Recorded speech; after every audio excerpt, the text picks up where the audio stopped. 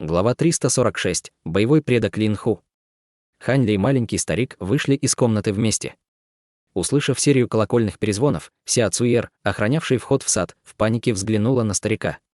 Маленький старик нахмурился и подошел к ней, что-то прошептав ей на ухо. Казалось, это успокоило молодую девушку.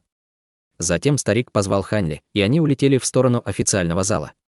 По пути туда Хань Ли видел множество культиваторов, которые двигались в этом же направлении. Однако подавляющее большинство из них были учениками стадии конденсации ЦИ, так что было ясно, что сила секты значительно уменьшилась. Если дьявольская Да прибудет сюда, даже с великой защитной формацией, секта не сможет долго продержаться. Пока они направлялись туда, они не проронили ни слова. Вскоре они прибыли в огромный каменный зал. В этот момент перед залом собралось более 1000 культиваторов. Однако охранники заблокировали им вход. Они пропускали только культиваторов, которые были, по крайней мере, на стадии заложения фундамента. Под пристальными взглядами толпы Хан Ли и маленький старик вошли внутрь. Когда Хан Ли вошел в официальный зал, он был в шоке. Там не было так хаотично, как он ожидал. Вместо этого он увидел более 100 культиваторов, которые ждали в полной тишине, почтительно глядя на сидящего человека. Но этот человек был не мастер секты Чжун Линда. Он стоял рядом с ним. У старика были совершенно белые волосы, роскошные одежды и желтое, иссохшее лицо. По какой-то неизвестной причине сердце Хань Ли забилось быстрее при виде, и ему было трудно остановить дрожь. Что это? Хань Ли был поражен. Старик просто взглянул на Хань Ли и маленького старика, но этот простой взгляд заставил Хань Ли почувствовать, что его тело заледенело, а сердце его бьется так, как будто тот раскрыл его самые потайные секреты. Хань Ли тут же побледнел. Твой уровень культивации неплох. Какую технику ты используешь? Когда старик увидел Хань Ли, его глаза сверкнули от изумления. Когда Хань Ли услышал это, он испытал как гнев, так и ужас. Он чувствовал себя полной невежей. Он не ощущал никакой духовной силы от старика, что показывало, что разница в их культивации была такой же, как между небом и землей. Однако Ли Хуаюань и другие культиваторы формирования ядра не заставили его так себя чувствовать. Может быть, этот человек. После минуты размышления Хань Ли все еще был ошеломлен. Подавив свой гнев, Хань Ли поспешно ответил, проявляя предельное уважение: «Я сообщаю старшему, что действительно использую технику, которая имеет отношение к душе». Взгляд старшего поистине проницателен. Его ответ содержал нотки лести. Роскошно одетый старик слабо улыбнулся и слегка махнул рукой.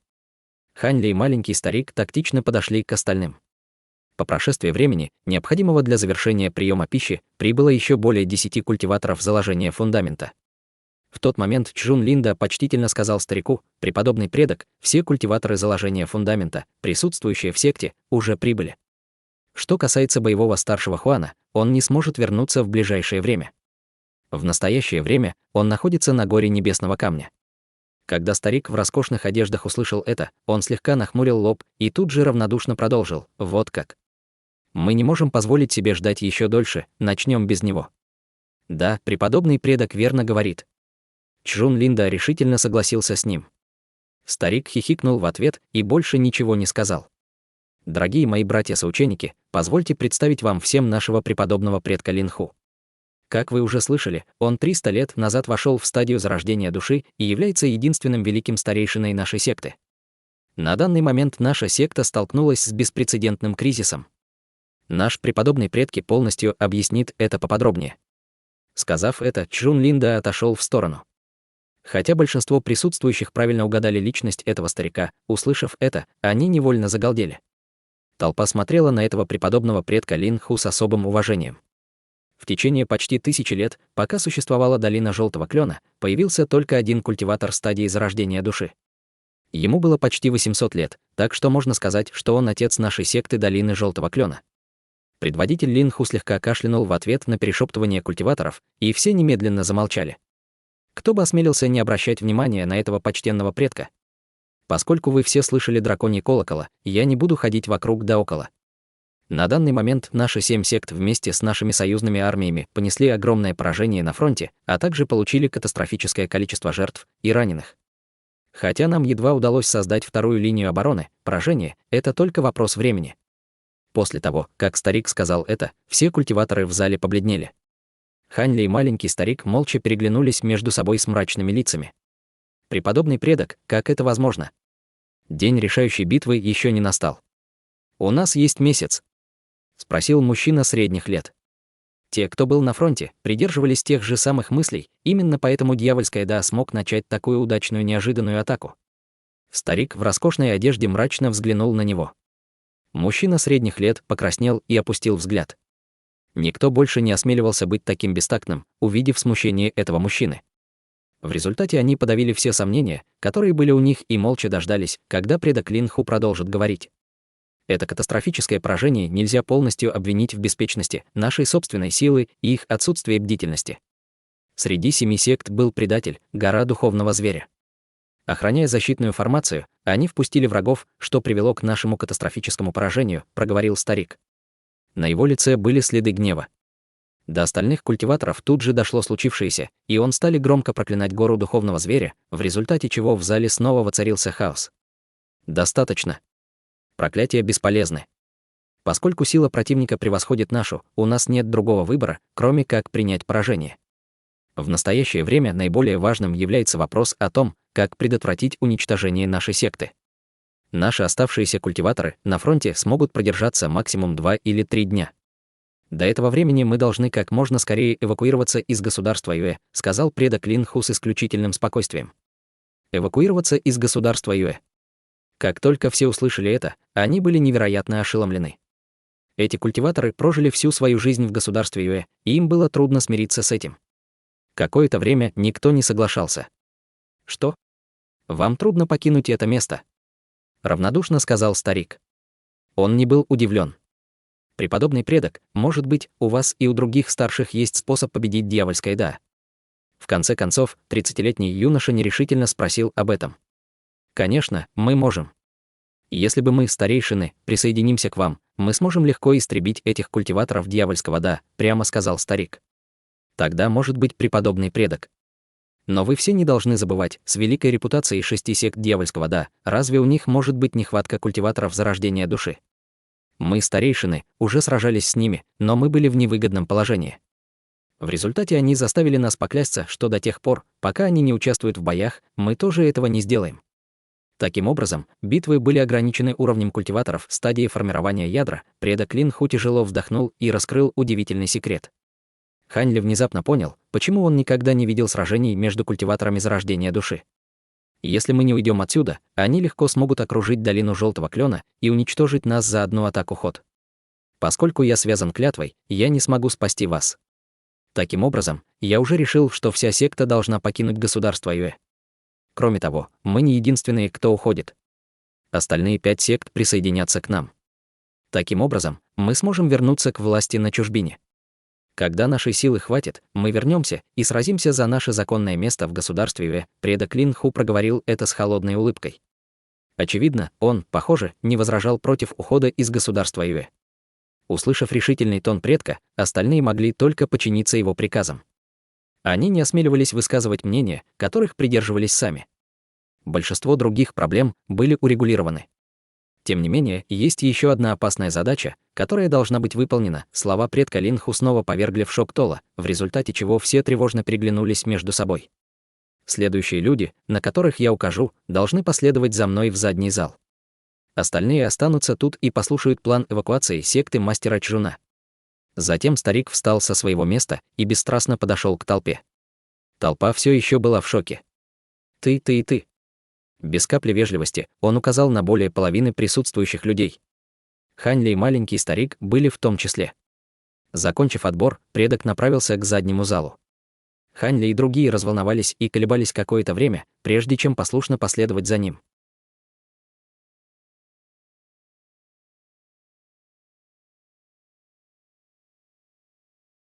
Глава 347. Эвакуация. Когда они подошли к заднему залу, старик стоял, держа руки за спиной. Увидев, что все культиваторы прибыли, он спокойно сказал: «Те из вас, кого я только что выбрал, обладают хорошими способностями или практиковали уникальное искусство культивации.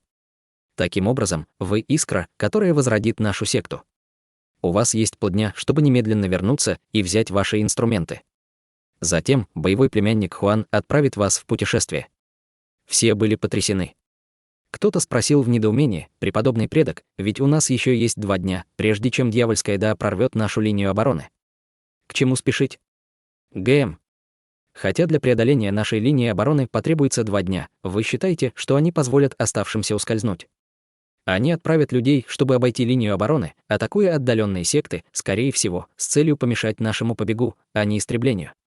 По этой причине мы пожертвуем теми, кто находится снаружи, чтобы выиграть время для отступления. Но если вы осмелитесь рассказать об этом кому-нибудь, воцарится хаос, и мне придется лично распоряжаться сектой. Голос предка звучал крайне жестоко, в результате чего у всех присутствующих задрожало сердце. Да, преподобный предок. Естественно, Хань Ли и другие не осмелились возражать. Все они почтительно согласились и отправились на поиски своих магических инструментов. На обратном пути Хань Ли и маленький старик разошлись по разным направлениям.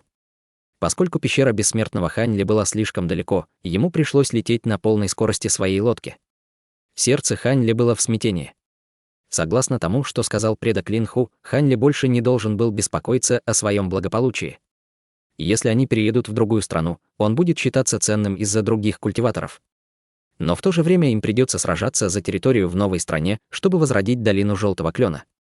Будучи одним из оставшихся культиваторов заложения фундамента, Хань Ли был весьма занят, и у него больше не осталось бы времени для своей культивации. Предположительно, когда этот вопрос будет урегулирован, и 6 сект восстановят себя, он уже успел бы перейти в стадию формирования ядра.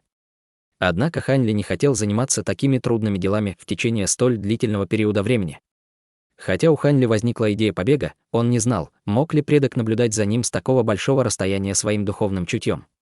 Если бы это было так, он был бы уверен, что погибнет раньше, чем успеет покинуть страну. Хань Ли почувствовал большое сожаление. И если бы он знал, что ситуация ухудшилась до такой степени, он определенно бежал бы из страны, а не возвращался. Не имея лучшего варианта, Хань Ли пришлось вернуться в свою пещеру бессмертного. Войдя в пещеру, он сначала направился к своей спальне и достал из-под кровати все заполненные талисманами сумки. Затем он пошел в свою комнату для хранения и убрал оставшиеся редкие лекарственные ингредиенты. Наконец, он отправился в секретную комнату, в которой был духовный источник, и полностью уничтожил его, спрятав от других.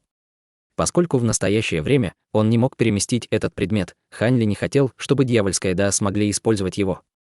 Закончив все это, Хань Ли снова осмотрел свою резиденцию. Чувствуя, что он ничего не упустил, он вызвал кривую душу из пещеры, прежде чем осторожно удалить и убрать флаги и пластины из первого набора возобновляющегося заклинания 5 элементов. После того, как заклинание формирования исчезло, он взглянул на большой вход в пещеру бессмертного. Одним взглядом он внезапно выпустил 2 полосы черного света и разбил вершину горы, тщательно скрыв свою пещеру.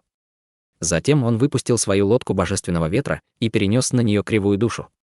Сделав круг вокруг своего бывшего дома, он, наконец, улетел. К тому времени, как Хань Ли вернулся в официальный зал, большинство других уже прибыли.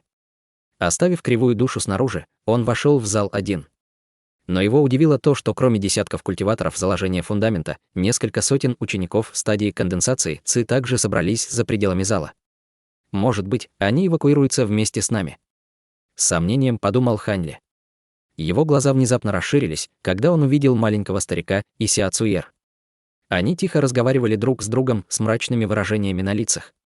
При виде этого Хань Ли без колебаний подошел к ним. «Боевой дядя Хань». Сяо Цюер почтительно приветствовала Хань Ли, когда увидела, что он приближается. Хань Ли кивнул ей с улыбкой, а затем повернулся к маленькому старику и шепнул, что происходит. «Ученики стадии конденсации ЦИ отправятся в путешествие вместе с нами». Хань Ли говорил тихо, чтобы не привлекать внимание других. «Верно. Чтобы их не бросили здесь, эти ученики должны либо обладать исключительными способностью или выдающимся статусом. У моего ученика также есть исключительная способность», равнодушно проговорил маленький старик. Но когда он упомянул о Сяо Цюер, на его лице явно были следы гордости. Хань Ли было слегка забавно видеть это. Какое-то время спустя появился предводитель Лин Ху и мужчина средних лет.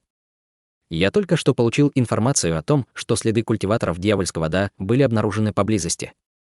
Мы все должны немедленно отправиться в путь. Слушайте приказы боевого племянника Хуана с этого момента. Я соберу оставшихся членов секты, чтобы встретить врага», предок Лин Ху проговорил это с торжественным выражением на лице. Хань Ли и другие были потрясены тем, что они услышали. Дьявольская да были действительно очень быстрыми. Мужчина средних лет, который стоял рядом с ним, холодно продолжил: поскольку время поджимает, я должен осведомить вас.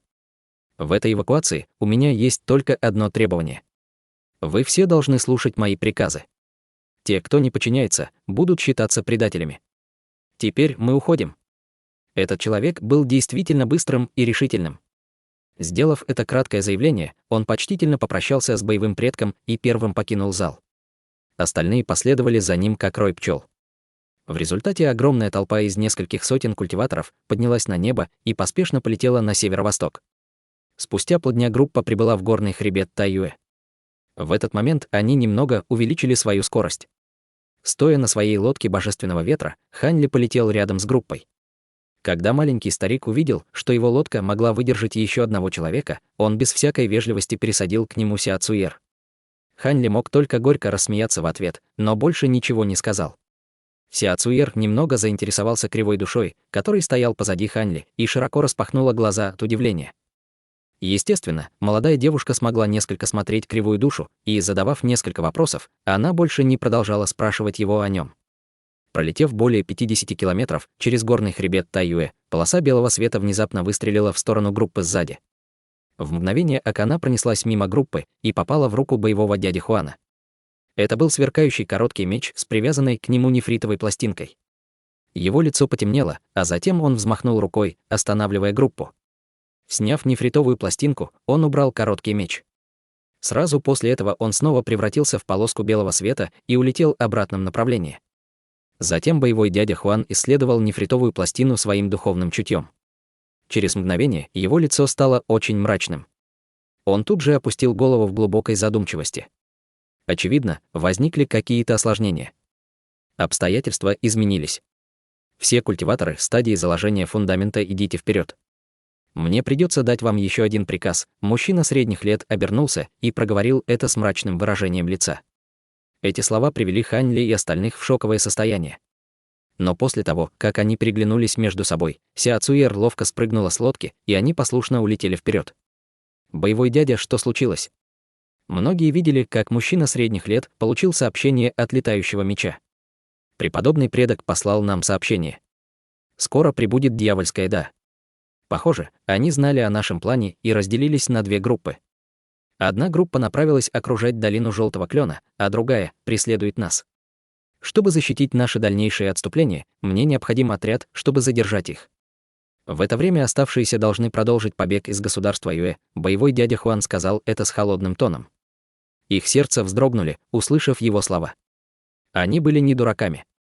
Тех, кого он оставит, чтобы задержать погоню, ждет верная смерть, хотя большинство из них пыталось уклониться от его взгляда. Боевой дядя Хуан начал указывать на культиваторов. Он выбрал более 20 культиваторов заложения фундамента. В то время как маленькому старику удалось избежать бедствия, Хань Ли, к сожалению, был среди избранных. Те, кто был избран, тут же побледнели, но они не смели и заикнуться об отказе. Взмахнув рукой, боевой дядя Хуан отправил других, чтобы те продолжали свое путешествие, оставив Хань Ли и остальных. Нас поджимает время. Я знаю, что вы все не очень хорошо относитесь к этому заданию, но мне не нужно, чтобы задержали врага. Я только прошу вас подготовить засаду и отвлечь их внимание, сказал мужчина средних лет спокойным тоном. Затем он достал около 20 зеленых нефритовых пластинок. Запомните карту внутри нефритовой пластинки, а затем уничтожьте ее. Если вы позже будете разделены, вы сможете снова перегруппироваться в соответствии с картой. Боевой дядя Хуан взмахнул рукой, и полосы зеленого света метнулись к 20 культиваторам и зависли перед ними. Услышав слова боевого дяди Хуан, цвет их лица других заметно улучшился. Поскольку им не нужно было жестко блокировать дьявольское да, их шансы на выживание были намного выше. В результате все они схватили нефритовые пластинки и начали запоминать карту, содержащуюся внутри. Хань Ли решил мельком просмотреть нефритовую пластинку и не стал запоминать ее. В конце концов, задание остаться позади и блокировать дьявольское да было редкой возможностью сбежать. Хань Ли не желал оставаться с долиной Желтого Клена до самого конца. Вместо этого он решил использовать последнюю возможность достичь стадии формирования ядра.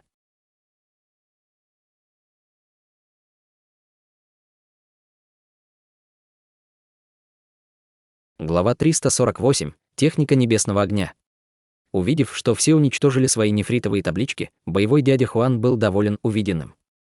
Затем его руки вспыхнули желтым светом, и в одной руке появился маленький флаг длиной в 1 фут. Флаг был белого цвета и излучал желтое сияние, в результате было сложно разглядеть орнамент на нем. Я использую флаг ветреного облака, чтобы замаскировать следы вашего присутствия. Когда противник падет в засаду, он будет наиболее уязвим.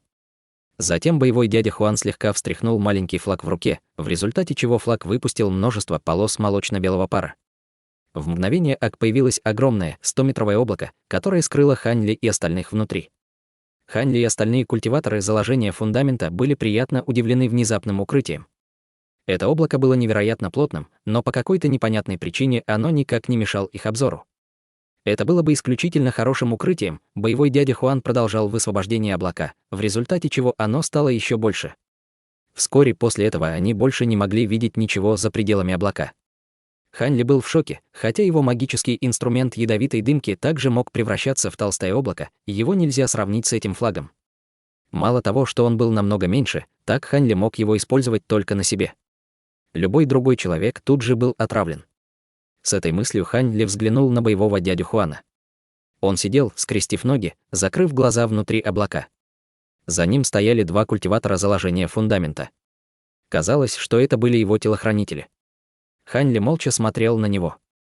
Но затем он понял, что боевой дядя Хуан использовал свое духовное чутье, чтобы выяснить местоположение врага. Поскольку духовное чутье культиватора формирования ядра могло обнаружить передвижение в радиусе 100 километров, он должен был бы их почувствовать. Глядя на это, Хань Ли спокойно отдыхал на своей лодке. Предстоящий бой должен быть невероятно опасным. Кривая душа оставалась неподвижной позади него, проявляя стойкость. Через 2 часа боевой дядя Хуан сказал: «Враги прибыли. Мы примерно в километре от них. Нам нужно перехватить их наступление». Затем он встал, не говоря ни слова, перенося за собой облако. Все, кто находился в облаке, естественно, не осмелились оставить его и поспешно последовали за боевым дядей Хуаном на своих магических инструментах. Хань Ли нахмурился и вынул свой огромный серебряный меч, передав его кривой душе. Хотя он не знал, насколько это могло быть полезно, ему ничего не оставалось, кроме как попытаться увеличить боевые возможности. «Мы на месте. Скоро прибудет враг. Все приготовьтесь», — приказал боевой дядя Хуан. Спустя несколько мгновений на пути облака появился противник. Внезапно все магические инструменты засветились, используя защитных техники. В облаке начали вспыхивать искры света. Хань Ли достал 2 свои сферы синего и экранного света и стукнул их друг о друга. В это же мгновение из 2 сфер выступил концентрированный голубоватый туман, быстро обволакивающий тело Хань Ли. В мгновение ока огромное, 20-метровое лазурно-красное облако полностью скрыло Хань Ли. Хань Ли решил использовать ядовитую дымку для своей защиты, находясь в облаке боевого дяди Хуана. Культиваторы, находившиеся поблизости, были ошеломлены, не понимая намерений Хань Ли. Хань Ли не обращал внимания на своих соучеников. Он схватил свой панцирь черепахи в одну руку, а в другую — синий метательный нож в другой руке, вместо того, чтобы вытаскивать когти черного дракона. Хань Ли четко понимал, что делает. По его мнению, чем более низкоранговый магический инструмент, тем лучше. Только в этом случае он смог бы избежать лишнего внимания в свою сторону и легко скрыться с поля боя. Все застыли в ожидании, и в мгновение ока прошло 10 минут. Однако враг так и не появился. Большинство культиваторов стали тревожными и нетерпеливыми. Они с сомнением поглядывали на боевого дядю Хуана. Отважный боевой дядя Хуан теперь тоже сомневался, но спустя минуту размышлений он неторопливо сказал: «Все, не волнуйтесь. Я начну поиск своим духовным чутьем». Но не успел он сесть, как с неба полился оглушительный поток стрел. Звуки становились все интенсивнее, казалось, они доносились со всех сторон. Взволнованные внезапным шумом, культиваторы быстро подняли головы в небо. То, что они увидели, заставило их лица побледнеть. Неизвестно, когда небо стало красным, и все облака покрылись огненно-красным светом, словно они были сделаны из кипящей лавы. Огромные грохочущие звуки доносились из этих облаков. Что происходит? Кто-то закричал в ужасе со стороны Хань Ли. Все, будьте осторожны. Это промежуточная стадия высокоранговой магической техники небесного огня. Лава начнет капать сверху, причем каждая капля будет эквивалентна по силе культиватору стадии заложения фундамента. Если вы не заблокируете ее, вы превратитесь в пепел, проговорил боевой дядя Хуан, в то время как лицо его стало все более мрачным. Было ясно, что они сами угодили в засаду. Тогда давайте быстрее сбежим. Я не собираюсь пытаться заблокировать их. Кто-то закричал в панике. Он был готов немедленно улететь. Уже слишком поздно. Магическая техника завершена, и мы теперь заперты внутри нее. Все соберемся вместе под защитным барьером. Глаза боевого дяди Хуана вспыхнули от холода, когда он отдавал свои приказы, полные ожесточенной решимости. Услышав его приказы, другие тут же поняли ситуацию и стали поспешно действовать вместе. По вспышке синего света они установили огромный световой барьер. Почти в тот же самый момент, когда он был установлен, техника активировалась. Она обрушилась на Хань Ли и остальных, но барьер, который они только что установили, позволил легко отразить атаку. Однако это было только началом лавового дождя. Несмотря на то, что большинство атак было сдержано, барьеру был нанесен значительный ущерб, в результате чего он искрился красным и синим светом. Сначала группа решила сэкономить свою магическую силу, но теперь у них было другого выбора, кроме как начать неистово вливать энергию в барьер. Однако расход их духовной энергии стал быстро увеличиваться, таким образом, они не смогут долго продержаться. Барьер синего света постепенно ослабел от лавового штурма. К счастью, эта грозная магическая техника закончилась так же быстро, как и началась. Когда барьер находился на грани краха, техника небесного огня достигла своего передела, и лавовые облака бесследно исчезли, в результате чего культиваторы долины Желтого Клена почувствовали облегчение. Однако счастье на их лицах быстро исчезло.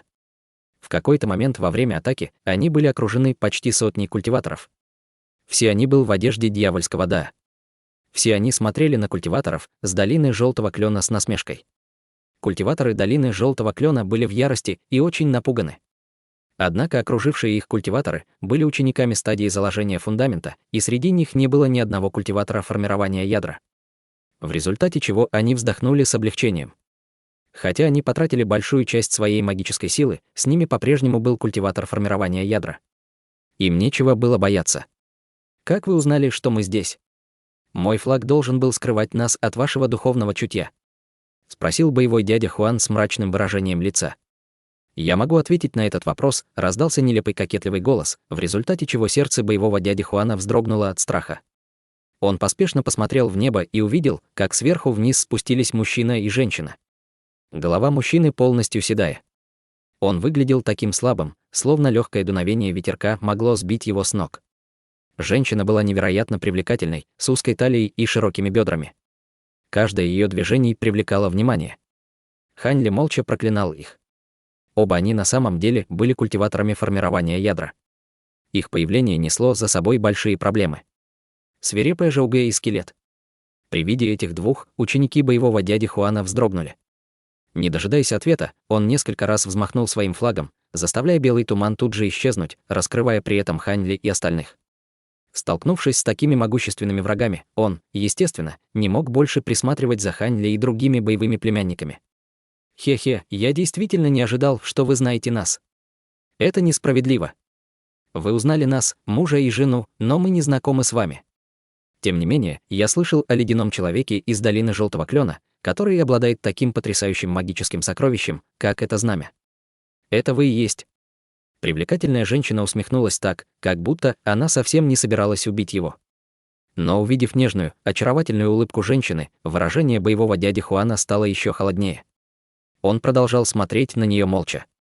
Женщина слабо улыбнулась в ответ на его молчание, прежде чем вдруг крикнула: «Как очень скучно! Убей их!» «Хорошо. Поскольку младшая боевая сестра хочет его жизнь, я, естественно, повинуюсь». Скелет усмехнулся и зловеще проговорил в ответ. В этот момент Хань Ли и остальные услышали у себя в голове голос боевого дяди: «Я отвлеку их, а вы убегайте, как только сможете». Голос боевого дяди Хуана был полностью лишён эмоций.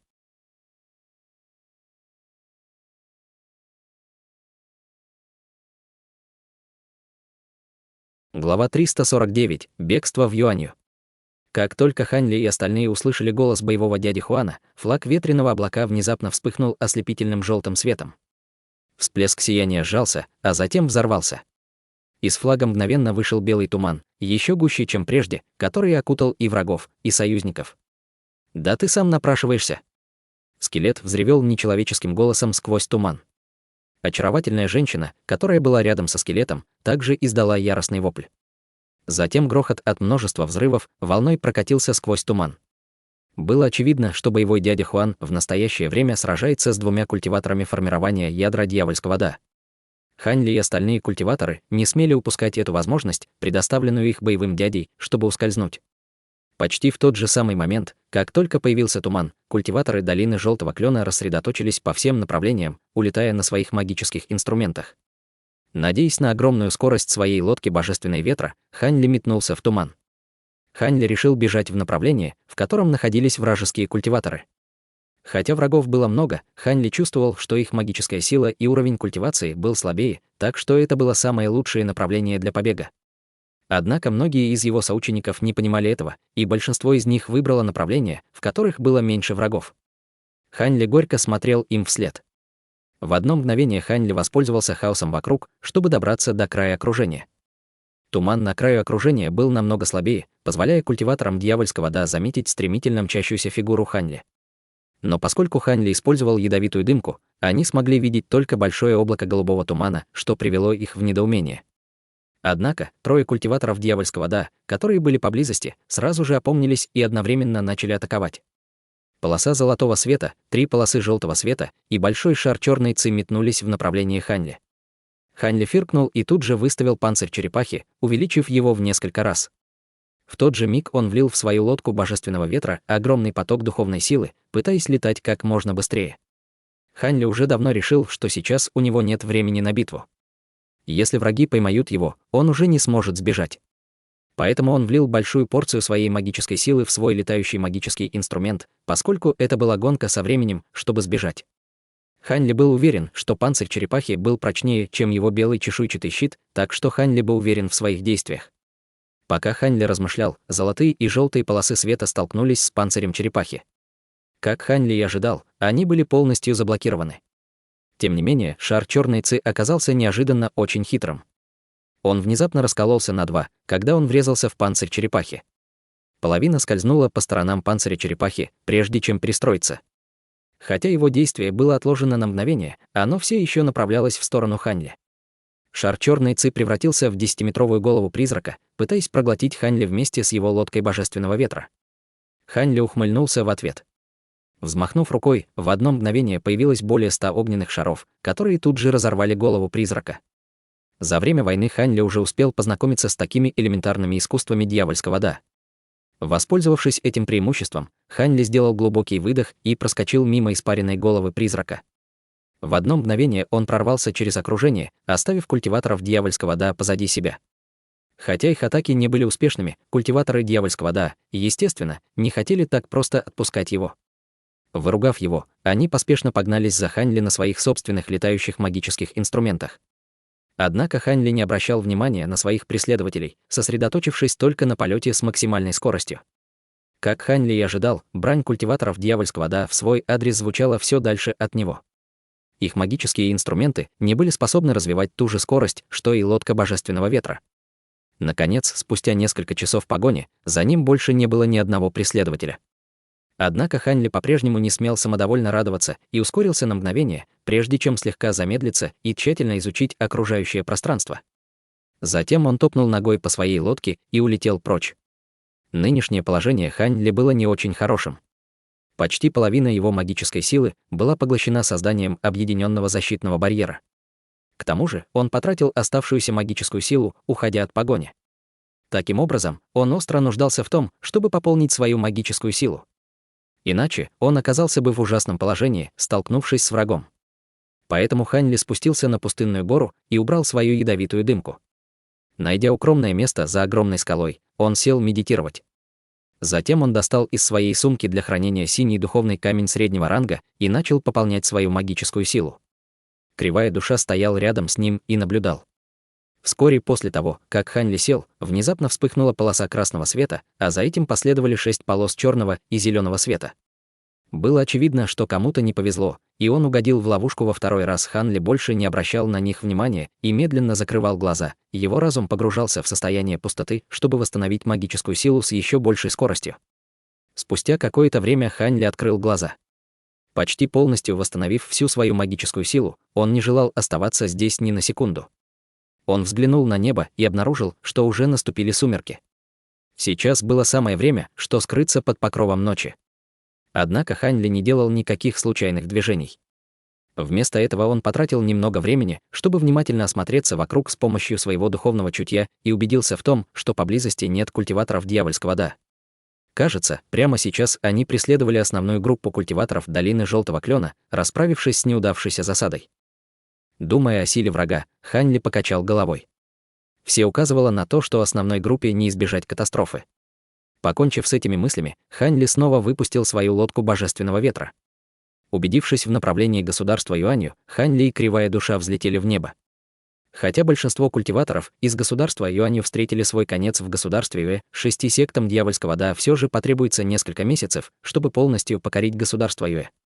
В настоящее время государство Юанью все еще можно было считать безопасным. Хань Ли не собирался идти на место встречи с основной группой. Основную группу, возможно, уже преследовали культиваторы дьявольского Да, так что отправляться туда сейчас было бы просто самоубийством. Кроме того, Хань Ли мог воспользоваться этой возможностью, чтобы найти новое место для культивации. И если бы он следовал за долиной Желтого Клена в другой стране, он был бы в лучшем случае только распорядителем высокого уровня. Хань Ли не хотел жить такой жизнью. И если бы мысли Хань Ли были верными, то после того, как дьявольская Да присоединит эти страны, они в конечном итоге соберут свои силы и возобновят борьбу против Альянса Праведного Да. Таким образом, однажды весь небесный южный регион уже не будет в безопасности. Это противоречило намерениям Хань Ли спокойно культивировать, и если бы он теперь отправился в государство Юанью и посмотрел, как обстоят дела, он смог бы выяснить, можно ли восстановить его транспортную формацию. Если положение действительно будет ужасным, он планировал использовать транспортную формацию, чтобы телепортироваться в другой регион и избежать предстоящей войны. Пока Хань Ли думал об этом, его лодка Божественного Ветра превратилась в полосу белого света, и он исчез за линией горизонта. Через 2 дня Хань Ли извилистым маршрутом прибыл на границу между государством Юэ и Юанью. Он повернулся, чтобы взглянуть на горы государства Юэ и слегка вздохнул, прежде чем отправиться в Юанью вместе с Кривой Душой. Хань Ли не мог знать, что через полдня в этом самом месте будут находиться несколько десятков культиваторов дьявольского Да. Они отвечали за охрану 50 километров вдоль границы, чтобы перехватить любого культиватора государства Юэ, который собирался сбежать в государство Юанью. Как только Хань Ли влетел на территорию государства Юанью, он тотчас же направился в город Золотой Лошади. Через 4 дня он, в конце концов, прибыл на западные холмы Золотой Лошади. Ведя обзор с неба, Хань Ли, в конце концов, нашел резиденцию Цюнься и осторожно спустился вниз. Хань Ли спрыгнул с лодки, пристально осматриваясь по сторонам. То, что он увидел, поразило его. Каменные комнаты, в которых когда-то жил Цюнься, были уничтожены. Кроме того, его защитные формации также были пробиты силой. Лицо Хань Ли потемнело, и он взмахнул рукой, доставая магический инструмент. Затем он подошел к главным комнатам. Хотя все выглядело так, будто это произошло давно, осторожность никогда не помешает. Хань Ли обыскал комнаты, и среди разрушенных стен обнаружил гниющий труп. Хань Ли зажал нос и внимательно осмотрел лицо трупа. Он нахмурил лоб. Труп принадлежал не Цюнься, а хозяину магазина. К большому облегчению, Хань Ли больше не нашел трупов в других комнатах. После того, как Хань Ли закончил поиски, его выражение лица похолодело. Его тело размылось, и он тут же появился на своей лодке. Затем он посмотрел в южном направлении. Над южными холмами прямо сюда летели 2 полосы темно-синего света. Через мгновение они приземлились неподалеку от Хань Ли. Когда свет исчез, можно было увидеть старика и юношу. Старик выглядел совершенно обычно, у него были тонкие ноги, узкие глаза и бородка. Он был культиватором в стадии заложения фундамента, и на лице у него было недоумение. Другой человек был красивым юношей, которому было около 20 лет. Он яростно взглянул на Хань Ли, несмотря на то, что он был всего лишь культиватором на стадии конденсации ци.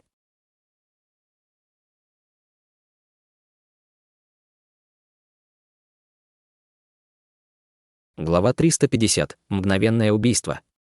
Хань Ли спокойно посмотрел на них, не сказав ни слова. Однако он понял, что эти двое, скорее всего, имели какое-то отношение к разрушенной резиденции Цюнься. В ответ на молчание Хань Ли юноша спросил: «Кто вы такой и в каких вы отношениях с культиватором по имени Ци?» Услышав это, Хань Ли холодно взглянул на юношу и полностью проигнорировал его, а затем переместил свой взгляд на старика. Было очевидно, что в отношении уровня культивации старик был тем, на кого стоило обратить внимание. Когда юноша увидел, что Хань Ли пренебрег им, он был в ярости. Хотя он знал, что Ханьли был культиватором стадии заложения фундамента, его клан был одним из самых престижных кланов в государстве Юанью. Никто раньше не смел с ним так обращаться. Кроме того, он уже был в гневе из-за вопроса о Ци-Юнься. Таким образом, он стиснул зубы и хотел выпустить свои магические инструменты. Но не успел он даже рукой пошевелить, как старик схватил его руку. «Нет. Мы до сих пор не знаем, кто этот человек. Мы должны выяснить это прежде, чем мы предпринимать дальнейшие действия», сказал старик со спокойным выражением лица. Затем юноша подозрительно взглянул на кривую душу, который стоял за Ханьли. У кривой души не было ауры живого человека, но он мог чувствовать магические колебания от его тела. Он решил, что это слишком странно. Услышав это, Ханьли прищурился. Старик был культиватором средней стадии заложения фундамента, но он говорил так, как будто его ничто не пугало. «Вы были теми, кто уничтожил это место?» — спокойно спросил Ханьли. «Какое отношение этот даосист имеет к Ци-Юнься? Вы из клана Ци?» Старик ответил вопросом на вопрос. Ханьли слегка нахмурился. Казалось, что другая сторона совсем не собирается честно отвечать ему, поскольку он только обменивал один вопрос на другой. Похоже, мы оба не хотим отвечать друг другу. Не лучше ли было бы обменяться друг с другом ответами? Таким образом, мы можем потратить меньше времени друг на друга, спросил Ханьли, слегка вскинув брови. Старик был удивлен на мгновение. Но, подумав, он согласился. Поскольку я был тем, кто предложил это, как насчет того, чтобы вы спросили первым? Неуверенно сказал Ханьли.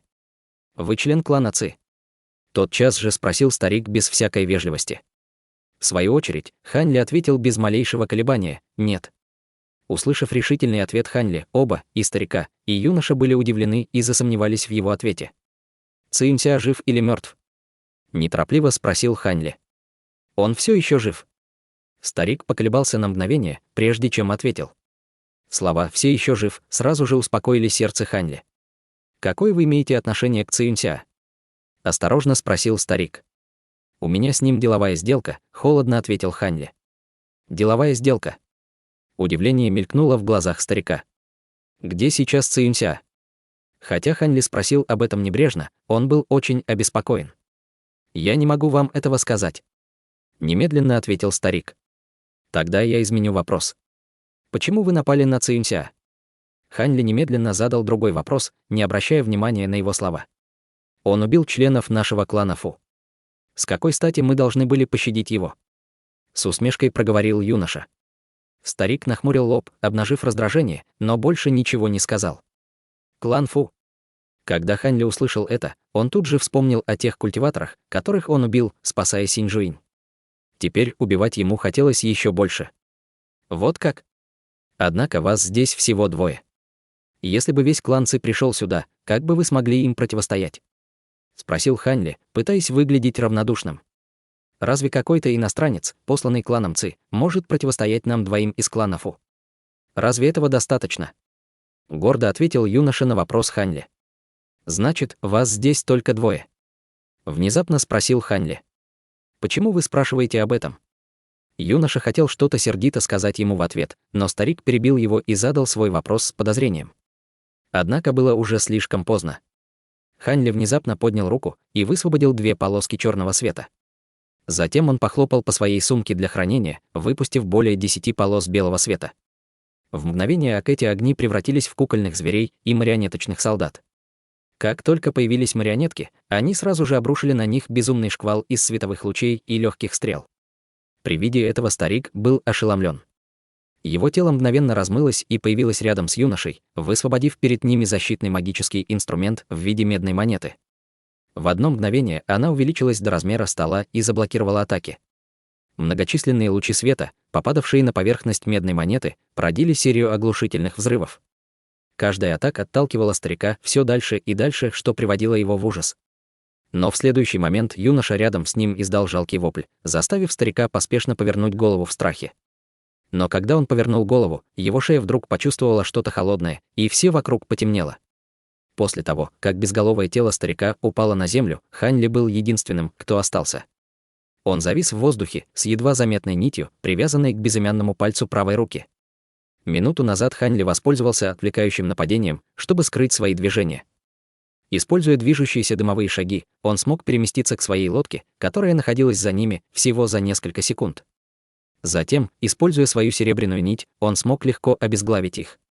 Для Хань Ли это сражение было таким же легким, как сдуть пыль с одежды. Хань Ли нашел это довольно забавным. В битве между культиваторами стадии заложения фундамента элементные защитные барьеры в основном не использовались, потому что они не могли блокировать атаки магических техник высшего ранга. Они требовали слишком много времени для активации и были слишком дорогими. Таким образом, большинство людей использовали защитные магические инструменты, а не защитные барьеры, которые, по их мнению, были бесполезны. Именно такое мышление дало Хань Ли возможность, которой он тут же поспешил воспользоваться.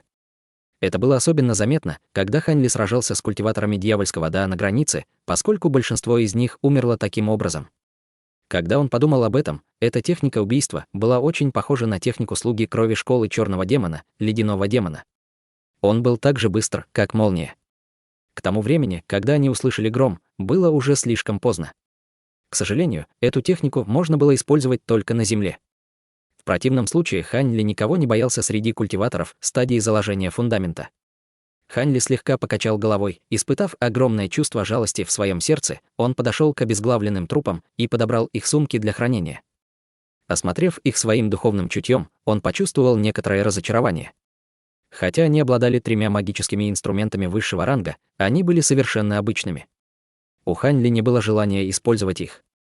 С другой стороны, эта медная монета была очень редким средством защиты. Подумав так, Хань Ли уменьшил его до первоначального размера и приманил к себе рукой. Радостно осмотрев его, в следующее мгновение он метнул 2 огненных шара в труп и испепелил их. Вернувшись в лодку с кривой душой, Хань Ли снова облетел все окрестности, а затем взлетел в небо. На этот раз он отправился на маленькую гору, где располагалась резиденция Синьчжуинь. Он надеялся, что ее дом достаточно хорошо скрыт, поэтому он не подвергся никакому нападению. 6 часов спустя Хан Ли прибыл на безымянную гору резиденции Синьчжуинь.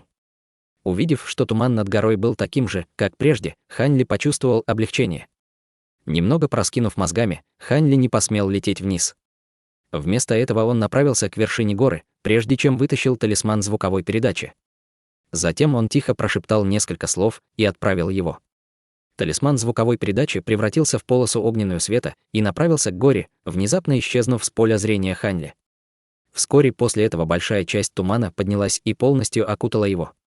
Хань Ли стоял неподвижно, наблюдая за тем, как перед ним появляются гигантские деревья высотой более 300 метров. Он чувствовал себя так, будто был маленьким муравьем среди огромных деревьев. Тем не менее, он знал, что как только Синьчжуинь получит талисмана звуковой передачи, она поспешит к нему навстречу. Как и ожидалось, огромные иллюзии деревьев вскоре превратились в густой туман. Затем туман расступился, образуя проход шириной в 3 метра. Проход был очень длинным. Пролетев более 200 метров, он, наконец, смог увидеть выход. Но когда он оказался в 20 метрах от выхода, он вдруг услышал хриплый женский голос: «Старший Хань, кто этот человек позади тебя? Ты не должны приводить сюда незнакомых людей».